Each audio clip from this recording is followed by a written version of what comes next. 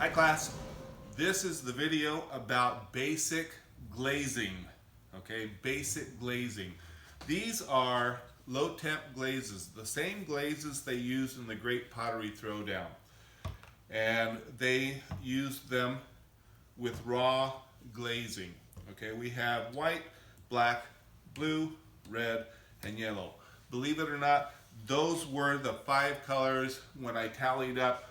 Those were the most popular colors as far as me ordering more colors. Now I have other colors as well, but I'm just going to start out with these colors to begin with to talk about. Now glaze is not paint, okay? Glaze is not paint. Glaze is a number of chemicals that melt under high temperature to create a glossy finish. Now, if you look at this piece, you wouldn't think this was red, okay? It looks kind of dull orange, but it is exactly the same color as this angry bird that we have here, only this has been fired. This has not been fired. When you get glazes from the school, you'll get a set of about 5 or 6 of these little 1-ounce cups. And you think, wow, that's not very much, Mr. Hebert. You're kind of cheating us. But you have to realize each one of these bottles runs about $17.50.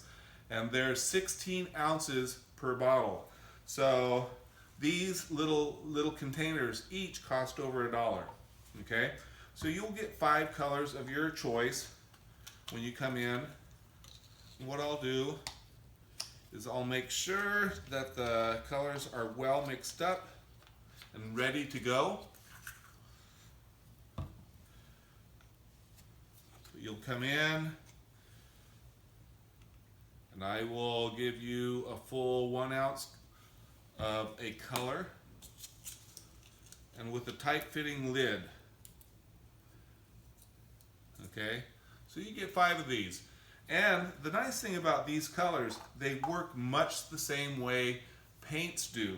Okay, so if you have blue and you have white, you can make light blue. Okay, an ounce of blue, and then remember, blue's going to be the stronger color. So if you blend the 2 colors, if you want a light blue, you're going to go more white than blue. Okay, because it's much stronger. Now, if you have one of these paint trays at home, these work very well, but not everyone has these. A simple plate will work. These are non-toxic. You can wash them when you're finished. If your parents don't want you to use their plates, you can get a paper plate and work on the glazes with a paper plate. But basically what you're going to do is have a palette of colors. Now there are various ways to apply glaze. When you apply glaze, you can either brush, you can sponge, you can dip, or you can pour. But with this amount of glaze, you can't dip and you can't pour. You'll run out of glaze very quickly. So you're either going to have to use a brush, and here are some examples. You can have a wider brush, all the way to a very narrow, detailed brush. Any brush will work. Or you can use sponges, okay? The sponge that I gave you, you can use that also. Just make sure you wash it very thoroughly so it's not contaminated with clay that is embedded in the sponge. And if you have smaller sponges, like a makeup sponge, or just, you can cut up sponges into different shapes. They can be used to apply the glaze also. When you glaze, it's important to realize when glaze matures or gets to temperature, it melts. It's like liquid glass. Now, if you put glaze on the bottom where it is touching the kiln, your piece will stick and have to be taken off with a little hammer and probably be broken. So if you take a look at this turtle, okay, all the areas that touch the kiln, are cleaned off. If those are cleaned off, it will not stick to the kiln. If you glaze the entire bottom, anything that touches the kiln or the kiln shelf will stick to the kiln. And it's a bad situation because you get ticked off because your projects are broken. I get a little ticked off because the kiln shelf, I literally have to take a grinder and grind the glaze off of the kiln shelf. So when you glaze, always remember anything that touches the kiln shelf cannot have glaze on it. Now this year is a little different. Usually we glaze bisqueware. Remember this example from our themed coil pot? This has been fired. I can run it over underwater and all the dust would come off and we would glaze like we usually do. But this year, with limiting the amount of times you come into school and out of school, into school, out of school, we're going to try something different. We're going to do raw glazing. And you saw this in the Great Pottery Throwdown. Instead of bisqueware, we're going to glaze greenware. Now the challenges are, if you get too much moisture on greenware, it will turn into wet clay again. So you can't use a lot of really watery stains like red iron oxide or anything like that. But these glazes that we have will be able to be applied to your greenware, and then we'll fire them once instead of a bisque firing and then a glaze firing. We'll do it all in one firing. Now for this little pinch pot, see how it has little round textures, or pushed in textures I should say. I want those to be, let's go a light color, okay? So let's go,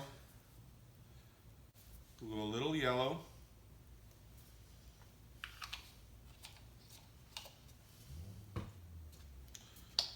A little blue.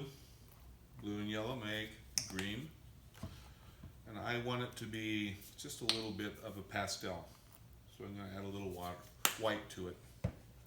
Now remember, you'll only have an ounce of each color to work with to start out with. So don't get crazy when you're mixing colors, or else you're going to very quickly run out of your glaze. And you're probably thinking, Mr. Hebert, it's only 5 1-ounce containers. What's the big deal? Well, you have to realize 5 1-ounce containers multiplied times 250 students, that's a lot of glaze. So we start out small, and if you need more glaze, we'll go from there.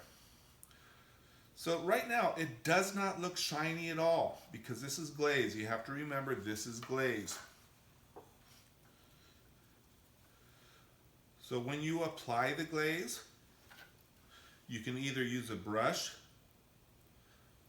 like I'm doing here, or the only problem with using sponges, they soak up a lot of glaze at one time.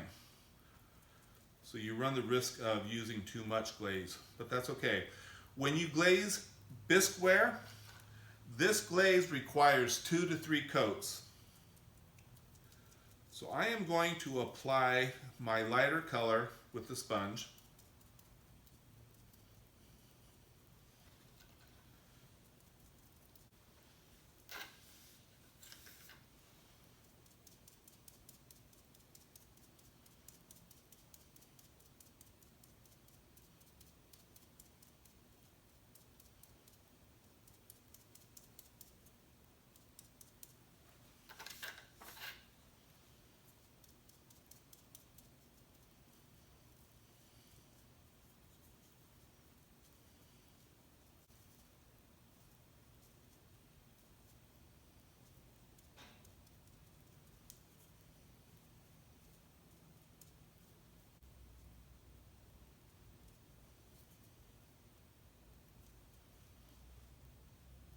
Now I try to get all the light color inside the indentation of the texture.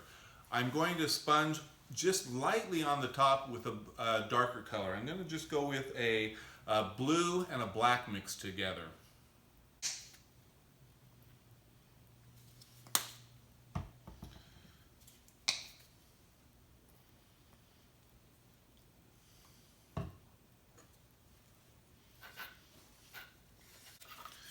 Now I'm mixing together blue and black. I used a little bit more blue than black, but not much, so it will be a very, very dark blue, almost a midnight blue. Now with this glaze application, I just want it to go on the surface of the pinch pot, not inside all the little round pushed in textures. I just want it to be on the top. So what I did, I made sure this was completely dry, because remember, this is greenware. It soaks in a lot of moisture. We don't want it to become muddy and more muddy and finally turn into wet clay. So I've cleaned out my sponge, and I want to make sure that it's not too wet. Just want it nice and damp. Okay, it's clean now, and I'm going to take the sponge and get the surface of it loaded with the glaze. But when I sponged, before I was sponging in really hard to get inside the texture. For this, I'm just going very lightly. And I just want it to touch the outside of the texture. Now there's a possibility that I'm going to get a few of the holes of the texture with some dark color, but you can kind of tell that the glaze is just staying, when I lightly sponge, it's just hitting the top of the texture. So I will have the lighter color inside the little holes, and the darker color, which will be bluish black or blackish blue, you choose. Oh, I got a little bit too rambunctious about my pushing. I got a few of the holes filled in. Notice how I am avoiding the bottom. We don't want glaze on the bottom.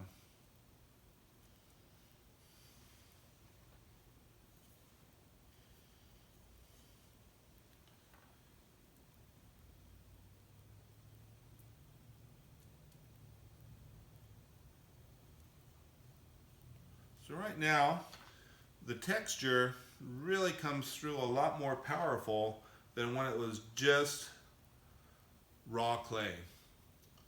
Now it's really hard to visualize what it's going to look like, because glazes mature and become shiny and actually a glossy coat only under high temperature. So right now you're just seeing a representation of what it's going to be. But once it's glazed, and right now this has about 2 or 3 coats, because I put a pretty good coat of the lighter color and then a coat of the darker color. If you go too light with your glazes, it will look streaky or runny, and you need to have enough glazes. This little angry bird that I made a couple of years ago, the red has a good 3 coats, white 3 coats, yellow 3 coats, black 3 coats. So it's really important that you apply enough glaze, okay? It's not a single coat, you need to have a little bit more, okay? And you'll get a feel for that when you're in the lab a little bit longer. I know I went over a lot of things, but hopefully this will help you get acquainted with how to apply glazes. And you're my guinea pigs, because we're the first class, or we're the first year that will be glazing greenware, raw glazing.